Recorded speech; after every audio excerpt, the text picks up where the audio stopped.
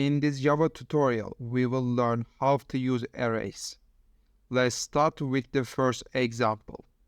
I create an array consisting of 4 members in string data type.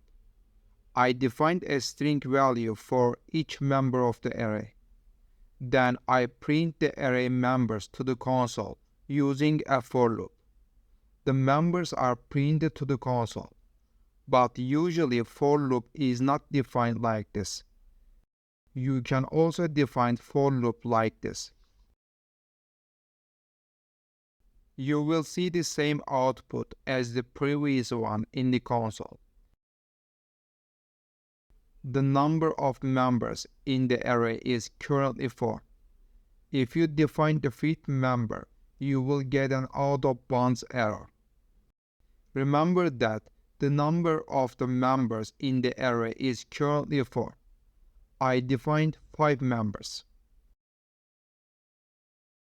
As you can see, the out of bounds error is printed to the console. Let's do a different example. The array data type can also be doubled. The array data type can also be defined like this. I print the array members to the console using a for loop. All members are printed to the console. This is a homework. You can try coding a program that prints the largest number in the array to the console by editing this code. You can share your method with us in the video comments. Let's do a different example. In the previous 2 examples, we did an example about one-dimensional array objects. In this example, let's use a 2-dimensional array object.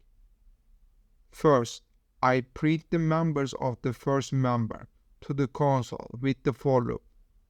Notice that I use the print function instead of println.